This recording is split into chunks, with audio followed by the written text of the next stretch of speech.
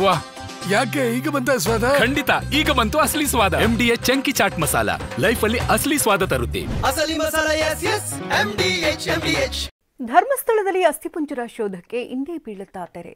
ಷಡ್ಯಂತ್ರ ಎಂದ ಡಿಕೆಶಿ. ಸೋಮವಾರ ಪರಮೇಶ್ವರ್ ಉತ್ತರದತ್ತ ಎಲ್ಲರ ಚಿತ್ತ.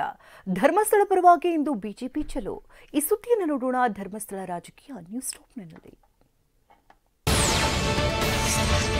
ಧರ್ಮಸ್ಥಳದ ವ್ಯಾಪ್ತಿಯಲ್ಲಿ ಅಸ್ಥಿ ಪಂಜರಗಳಿಗಾಗಿ ಶೋಧ ನಿಂತಿಲ್ಲ.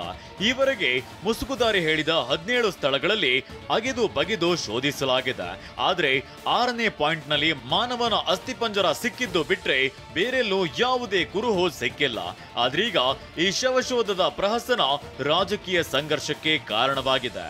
ಬೇಕಂತಲೇ ಧರ್ಮಸ್ಥಳವನ್ನ ಟಾರ್ಗೆಟ್ ಮಾಡಲಾಗ್ತಿದೆ.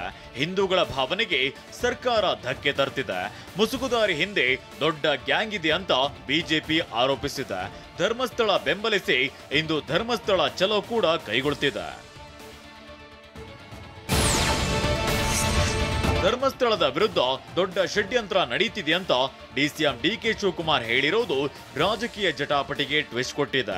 ಅಲ್ಲದೆ ನಿನ್ನೆಯೂ ಮಾತನಾಡಿರೋ ಡಿಕೆ ಶಿವಕುಮಾರ್ ಅಪಪ್ರಚಾರ ಮಾಡಿದವರ ವಿರುದ್ಧವೂ ಕ್ರಮ ಕೈಗೊಳ್ಳೋದಾಗಿ ಡಿಕೆ ಹೇಳಿದ್ದಾರೆ.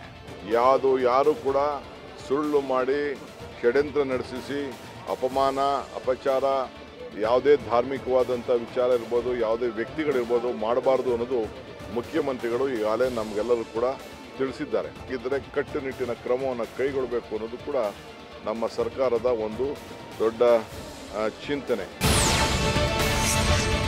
ಷಡ್ಯಂತ್ರ ನಡೆದಿದೆ ಎಂಬ ಡಿಕೆಶಿ ಹೇಳಿಕೆಗೆ ಕೇಂದ್ರ ಸಚಿವ ಪ್ರಹ್ಲಾದ್ ಜೋಶಿ ಟಾಂಗ್ ಕೊಟ್ಟಿದ್ದಾರೆ. ಆತುರದಲ್ಲಿ ಎಸ್ಐಟಿ ರಚಿಸಿದ ರಾಜ್ಯ ಸರ್ಕಾರದ್ದೇ ಷಡ್ಯಂತ್ರವಿದೆಯೇ? ಧರ್ಮಸ್ಥಳ ಪ್ರಕರಣದಲ್ಲಿ ಷಡ್ಯಂತ್ರ ಇರುವುದು ಡಿಸಿಎಂಗೆ ಗೊತ್ತಿದೆ ಅಂದ್ಮೇಲೆ ಸಿಎಂ ಸಿದ್ದರಾಮಯ್ಯ ಅವರಿಗೆ ಗೊತ್ತಾಗದೆ ಹೋಯ್ತಿ ಅಂತ ಪ್ರಶ್ನಿಸಿದ್ದಾರೆ. ಆತುರದಲ್ಲಿ ಇಂಥ ನಿರ್ಧಾರ ತೆಗೆದುಕೊಂಡು ಧರ್ಮಸ್ಥಳಕ್ಕೆ ಕಪ್ಪು ಮಸಿ ಬಳಿಯುವ ಯತ್ನಕ್ಕೆ ಸರ್ಕಾರವು ಸಾಥ್ ನೀಡಿದೆಯೇ ಅಂತ ಟ್ವೀಟ್ನಲ್ಲಿ ಜೋಶಿ ಕುಟುಕಿದ್ದಾರೆ. ಡಿಸಿಎಂ ಡಿಕೆ ಶಿವಕುಮಾರ್ ಹೇಳಿರೋ ಷಡ್ಯಂತ್ರದ ಮಾತಿಗೆ ಬಿಜೆಪಿ ನಾಯಕರು ಕೌಂಟರ್ ಕೊಟ್ಟಿದ್ದು, ಷಡ್ಯಂತ್ರ ಯಾರು ಮಾಡಿದ್ದಾರೆ ಬಯಲು ಮಾಡಲಿ ಅಂತ ಆಗ್ರಹಿಸಿದ್ದಾರೆ. ಡಿಕೆ ಶಿವಕುಮಾರ್ ಹೇಳಿಕೆಯನ್ನ ನಾವು ಸ್ವಾಗತ ಮಾಡುತ್ತೇವೆ ಅಂತ ಅಶ್ವಥ್ ನಾರಾಯಣ್ ಹೇಳಿದ್ದಾರೆ. ಸರ್ಕಾರ ಮೈಮರೆತ್ರೆ ಏನಾಗುತ್ತದೆ ಅಂತ ಅರ್ಥ ಮಾಡಿಕೊಳ್ಬೇಕು. ಷಡ್ಯಂತ್ರದಲ್ಲಿ ಯಾರು ಶಾಮೀಲಾಗಿದ್ದಾರೆ ಅಂತ ಡಿಕೆ ಹೇಳಿ ಎಂದಿದ್ದಾರೆ. ಇನ್ನು ತನಿಖಾ ವರದಿ ಬಿಡುಗಡೆ ಮಾಡಿ ಅಂತ ಸಂಸದ ಯದುವೀರ್ ಒಡೆಯರ್ ಒತ್ತಾಯಿಸಿದ್ದಾರೆ. ಉಪಮುಖ್ಯಮಂತ್ರಿಗಳು ಹೇಳಿಕೆ ಕೊಟ್ಟಿದ್ದೀರಲ್ಲ, ಈ ಕೈವಾಡ ಹಿನ್ನೆಲೆ ಇರುವಂಥ ವ್ಯಕ್ತಿಗಳನ್ನ ನೀವು ಬಯಲಿಗೆ ತರಬೇಕು. ತನಿಖೆ ಆಗಲಿ, ಆದರೆ ಇವತ್ತು ಬಹಳ ಸ್ಪಷ್ಟವಾಗಿ ಅವರು ವರದಿಯನ್ನು ಕೊಡಬೇಕಾಗಿದೆ. ರಾಜ್ಯ ಸರ್ಕಾರ ಮುಸುಕುದಾರಿಗೆ ಶರಣಾಗಿದೆ ಅಂತ ವಿಧಾನ ಪರಿಷತ್ ವಿಪಕ್ಷ ನಾಯಕ ಛಲವಾದಿ ನಾರಾಯಣಸ್ವಾಮಿ ಆರೋಪಿಸಿದ್ದಾರೆ. ಧರ್ಮಕ್ಕೂ ಕ್ರಿಮಿನಲ್ ಚಟುವಟಿಕೆಗೂ ಸಂಬಂಧ ಇಲ್ಲ. ಧರ್ಮಸ್ಥಳಕ್ಕೆ ಇಡೀ ರಾಜ್ಯಾದ್ಯಂತ ಭಕ್ತರು ಇದ್ದಾರೆ. ಮುಸುಕುದಾರಿ ಆತನೇ ಎಸ್ಐಟಿಗೆ ಹಾಗೆ ಮಾಡಿ ಹೀಗೆ ಮಾಡಿ ಅಂತಾನೆ.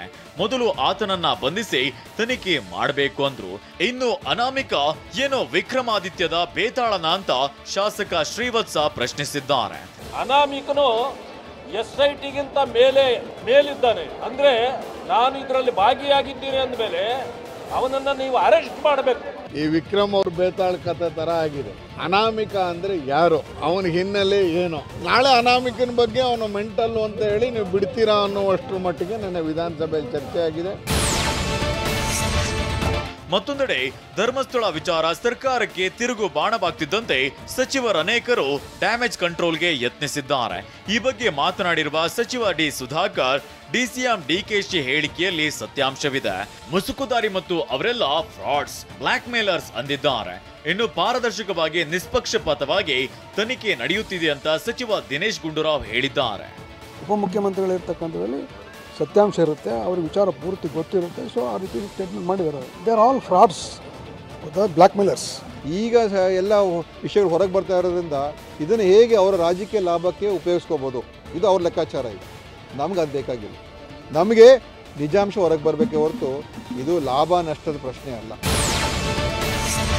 ಧರ್ಮಸ್ಥಳ ಪ್ರಕರಣದಲ್ಲಿ ಡಿಸಿಎಂ ಡಿಕೆ ಹೇಳಿಕೆಗೆ ನನ್ನ ಸಹಮತ ಇದೆ ಅಂತ ಸಚಿವೆ ಲಕ್ಷ್ಮೀ ಹೆಬ್ಬಾಳ್ಕರ್ ಹೇಳಿದ್ದಾರೆ.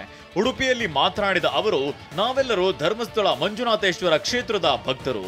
SIT ತನಿಖೆಯಿಂದ ಸತ್ಯಾಸತ್ಯತೆ ಹೊರಬರುತ್ತೆ ಅಂತ ಹೇಳಿದ್ದಾರೆ.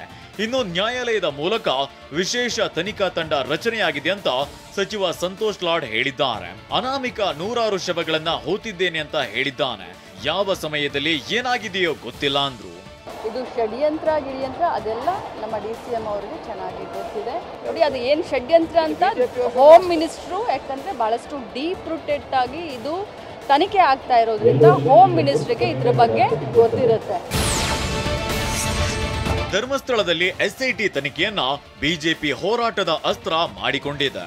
ಧಾರ್ಮಿಕ ಕ್ಷೇತ್ರದ ವಿರುದ್ಧ ಸರ್ಕಾರ ತನಿಖೆ ನಡೆಸುತ್ತಿದೆ ಅಂತ ಬಿಜೆಪಿ ನಾಯಕರು ಮುಗಿಬಿದ್ದಿದ್ದಾರೆ. ಅಲ್ಲದೆ SIT ತನಿಖೆಯ ಮಧ್ಯಂತರ ವರದಿ ಬಿಡುಗಡೆಗೂ ಆಗ್ರಹಿಸುತ್ತಿದೆ. ಎಲ್ಲ ಆರೋಪಗಳಿಗೂ ಸೋಮವಾರ ಗೃಹ ಸಚಿವ ಪರಮೇಶ್ವರ್ ಸದನಕ್ಕೆ ವಿಸ್ತೃತ ವರದಿ ನೀಡಲಿದ್ದಾರೆ. ಧರ್ಮಸ್ಥಳದ ವಿಚಾರವಾಗಿ ವಿಧಾನಸಭೆಯಲ್ಲಿ ಚರ್ಚೆಯಾಗಿದೆ ಅಂತ ಕಾನೂನು ಸಚಿವ HK ಪಾಟೀಲ್ ಹೇಳಿದ್ದಾರೆ. ಕೋರ್ಟ್ನಲ್ಲಿ CRPC 164 ಅಡಿಯಲ್ಲಿ ಹೇಳಿಕೆ ದಾಖಲಿಸಿದ್ದಾರೆ. ಕೋರ್ಟ್ನಲ್ಲಿ ಹೇಳಿಕೆ ದಾಖಲಿಸಿದ ಮೇಲೆ ತನಿಖೆ ನಡೆಯಬೇಕು. ಆದ್ರಿಂದ ವಿಶೇಷ ತನಿಖಾ ತಂಡದಿಂದ ತನಿಖೆ ಮಾಡಿಸಲಾಗ್ತಿದೆ. ಸೋಮವಾರ ವಿಧಾನಸಭೆಯಲ್ಲಿ ಗೃಹ ಸಚಿವರು ಉತ್ತರ ನೀಡುತ್ತಾರೆ. ಕೆಲವರು ರಾಜಕೀಯಕ್ಕೆ ಬಳಸಿಕೊಳ್ಳಲು ಪ್ರಯತ್ನ ಮಾಡುತ್ತಿದ್ದಾರೆ ಅಂತ ಟೀಕಿಸಿದ್ರು. MDH ಜನ ಮಸಾಲ. ಈಗ ಕಡಲೆ ಇರಲಿ, ಹಲಸಂಡೆ ಬೀಜ, ಕಪ್ಪು ಕಡಲೆ ಅಥವಾ ಬಿಳಿ ಕಡಲೆ, ಎಲ್ಲವೂ ಸ್ವಾದಿಷ್ಟವಾಗುತ್ತೆ. MDH